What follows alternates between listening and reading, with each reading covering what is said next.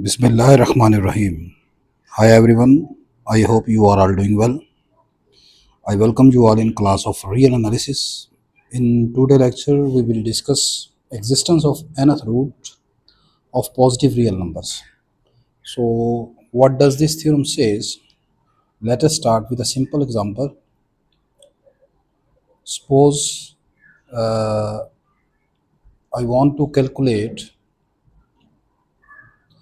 square root of unity. You know,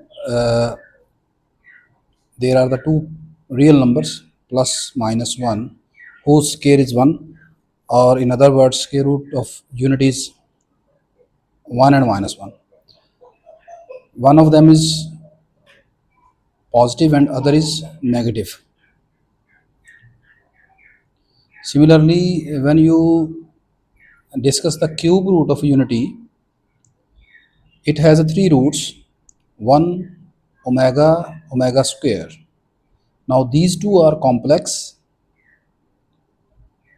and there is the only one real cube root, that is 1. Similarly, if you discuss the fourth root of unity, these are 4, plus minus 1, plus minus iota. Again, you can see these are the two complex and these two are real. And among these two reals, there is only one positive real root. This is positive real root, while this minus 1 is a negative real root. Negative real root of 1, fourth root of 1. So I want to say that for any positive real number x, its nth root is unique, that is y, which is always positive. So if x is positive, then the nth root of x will consist on two real roots, and among these two real roots, one of them is always positive. So the positive real root is always unique. And another way to express this, for a positive real number x and for a positive integer n, y raised to power n is equal to x. There is a unique y for which y raised to power n is equal to x. So this is the existence theorem that we will discuss and prove it.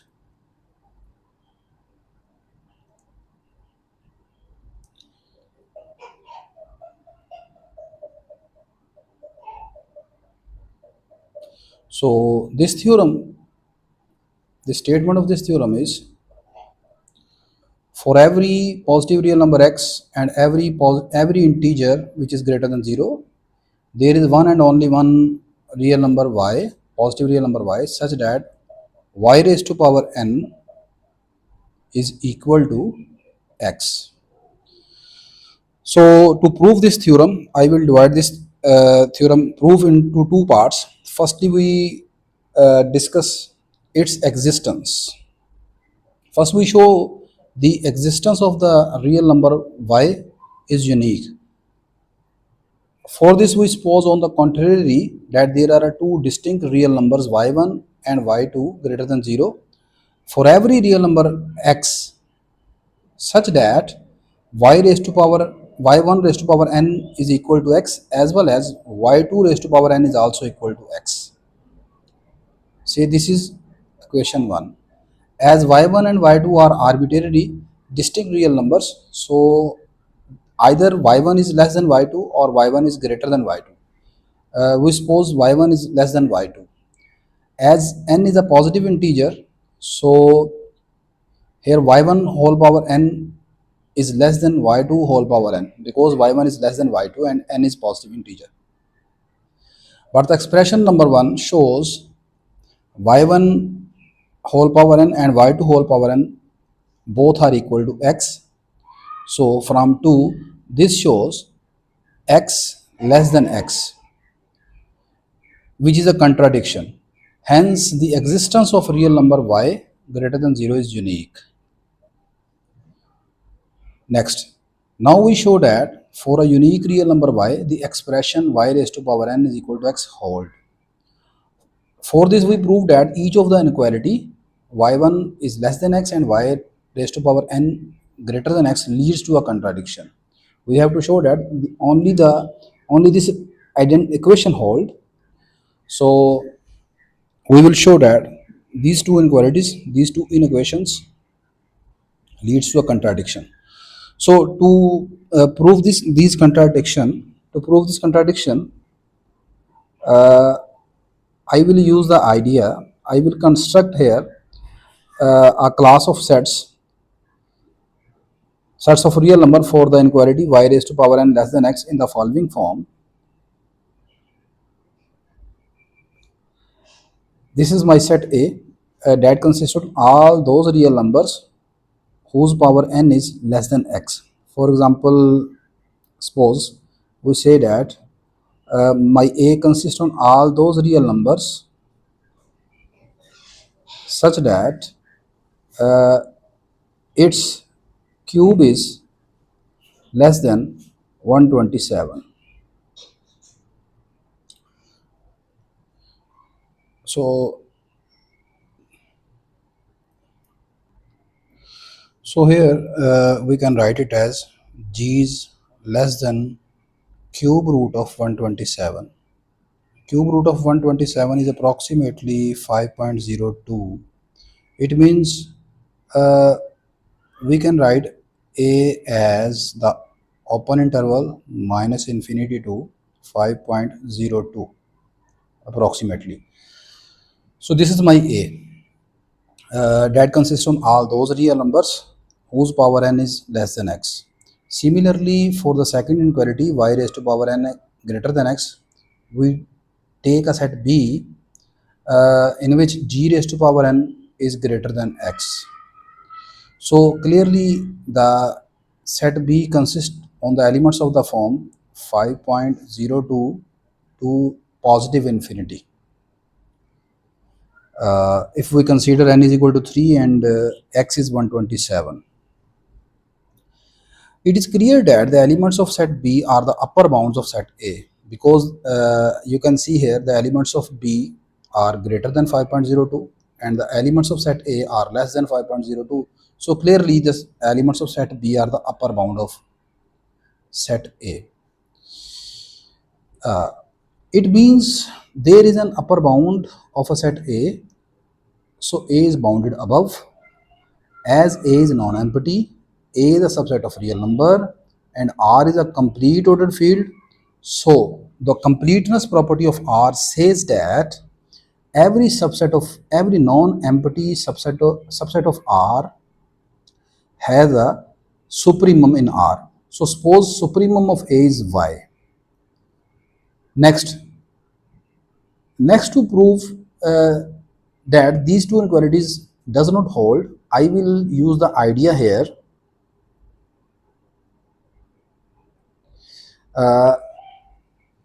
As here I have assumed supremum of A is Y. By the definition of supremum, Y is the least upper bound of A, mean to say Y is greater than or equal to every element of set A. To prove that these two inequality does not hold, I will find an element y plus h, where h is a positive real number lies between 0 and 1. I will find y plus h in A that shows y plus h is clearly greater than y. As we have supposed y is a supremum, so it should be greater than each element of set A. But later we will find another element y plus h which is also an element of A, but it is also greater than y. This shows that y cannot be a supremum of A, and that leads to the contradiction that the first inequality does not hold. Similarly, in the second inequality that is related to the set B, I will find another element y minus k that belong to the set B, and I show that y minus k is less than y. Clearly this will be less than y because here again your k is lies between 0 to 1, then clearly y minus k is less than y. But y minus k is an element of B, and above we have supposed that the elements of set B are the upper bound of set A. That means that each element of set B is greater than every element of set A. But later we will show that y minus k is an element of B, but it is less than y, which is an element of A, which again leads to the contradiction that this second inequality is also incorrect. And finally, we have only one equation, y raised to power n is equal to x. So, this is the idea behind the proof. So let us consider the first case when y raised to power n is less than x. By subtracting x on both sides, we have y raised to power n minus x is less than 0.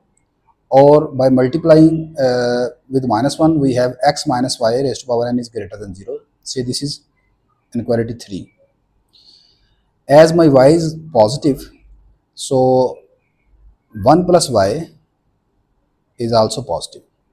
Uh, why here y is positive?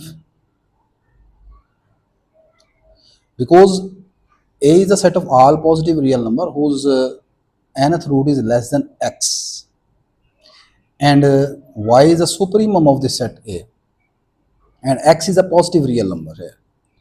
In the start of the question, x was a positive real number. X is a positive real number. So it is the set of all positive real number. A should be the set of all positive real number.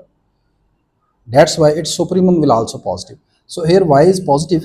It means 1 plus y is also positive. Any positive integral power of 1 plus y is also positive. So 1 plus y whole power n is also positive, and y raised to power n is greater than 0 since n is greater than 0. By subtracting these two inequalities, we have 1 plus y raised to power n minus 1 y raised to power n is also greater than 0. Say this is 4. Dividing 3 by 4, we have x minus y raised to power n over 1 plus y raised to power n minus y is greater than 0. Suppose we choose a number h which is less than this number x minus y raised to power n, and this h lies in the interval 0 to 1. By multiplying the denominator on both sides, we have h into 1 plus y raised to power n minus y raised to power n is less than x minus y raised to power n.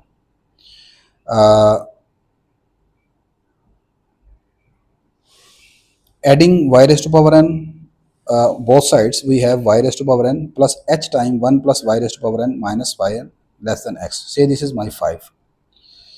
Next, we show that the left hand side of 5 is greater than y plus h whole power n.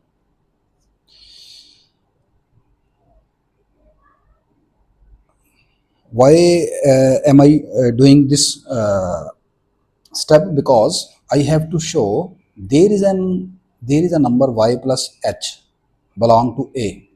As A consists on all those numbers of the form g raised to power n is less than x. So I will show that there is a number y plus h whose power n is less than x. That's why I am writing here, we show that the left hand side of 5 is greater than y plus h whole power n. What is the left hand side? This is my left hand side. I will show this left hand side is greater than y plus h whole power n, and this shows y plus h whole power n is less than x. That is my requirement.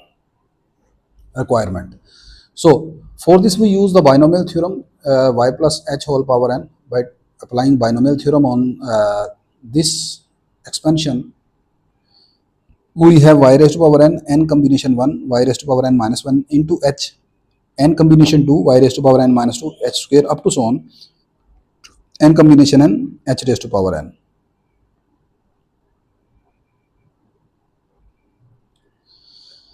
Further, by taking h as a common factor from these terms, we have h into n combination 1 into y raised to power n minus 1, n combination 2 y raised to power n minus 2, h up to so on, n combination h raised to power n minus 1. Since my h lies in the interval 0 to 1, so its every positive power will be less than 1. For example, your h is suppose 0.5. Whenever you increase the power, its answer will be less than 1 and it approaches to 0. Suppose here h square is 0.25. If you increase h cube, then its answer is 0.125. So for any positive integral power, its answer is always less than 1 and it approaches to 0 whenever you increase its power. So h raised to power n is always less than 1 for all n greater than 0. So the last expression becomes, if I ignore these power of h inside the bracket, we can write y plus h whole power n is less than y raised to power n plus h into n combination 1, n combination 2 into y raised to power n minus 2 up to so on n combination n. So in this step, I have ignored the power of h. By subtracting and adding the number y raised to power n inside the bracket here, we have y raised to power n and the remaining is same as, and here I subtract this minus y raised to power n. Now you can see that these terms from y raised to power n to here, by combining all of these terms, we can write it as 1 plus y raised to power n. So these terms from here to n combination n actually equal to 1 plus y whole power n minus y raised to power n. Combining this inequality with inequality number 5, the inequality number 5 was y raised to power n plus h time 1 plus y raised to power n minus y raised to power n is less than x. This is my inequality number 5. So when you combine this inequality with this, we have y plus h raised to power n is less than this and this number is less than x.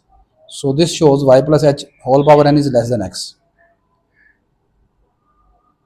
As y plus h is a real number and y plus h whole power n is less than x, so this number is of the this number is the form of the elements of set A. So this shows y plus h belong to A. As y plus h is greater than y, because h is positive real number, so whenever you add any positive real number with y, the resulting answer y plus h is always greater than y, which shows that there is another element of A which is greater than y, which contradict with the fact that supremum of A is y. This shows that y cannot be the supremum of A. Hence, this inequality does not hold. Y raised to power n cannot be less than x. Case number 2 is similar to case number 1. There is a minor change here. When y raised to power n is greater than x, by subtracting x on both sides, we have y raised to power n minus x greater than 0. In case number 1, we have assumed we have considered x minus y raised to power n greater than 0. But here we are considering y raised to power n minus x greater than 0. So this is the just difference. As y is positive, so 1 plus y raised to power n is positive, y raised to power n, all the remaining steps are same. So we have 1 plus y raised to power n minus yn greater than 0. Dividing 6 by 7, we have now y raised to power n minus x over this greater than 0. While in the first case, we have x minus y raised to power n over 1 plus y raised to power n minus y raised to power n is greater than 0. Now we choose a real number k such that k is less than this number and lies between 0 to 1. By multiply the denominator on both sides, we have k into this is less than y raised to power n minus x.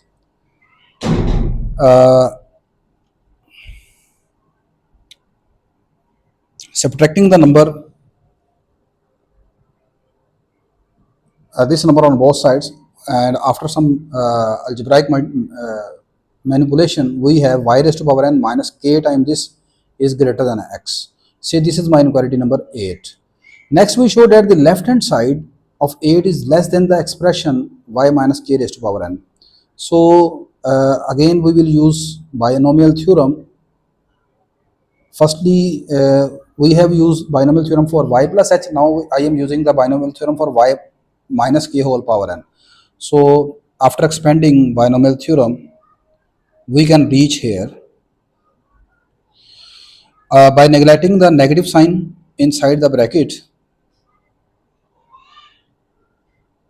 All of the sign inside the brackets becomes positive. So clearly, when you neglect the negative sign, this side will becomes greater than the previous one. Since my k is lies between 0 to 1, so its any power is always less than 1. The same conclusion that I have discussed above. So this shows that y minus k whole power n is greater than this. By adding and subtracting the number y raised to power n inside the bracket here, and lastly inside the bracket from here. Okay, next when we add and subtract the term y raised to power n,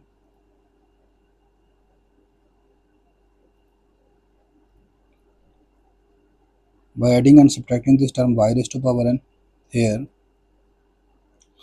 and collecting these terms from y raised to power n to n combination n, these n plus 1 terms is equal to 1 plus y raised to power n by using binomial theorem. Actually 1 plus y raised to power n is equal to y raised to power n plus n combination 1 into y raised to power n minus 1 plus n combination 2 y raised to power n minus 2 up to so on n combination n.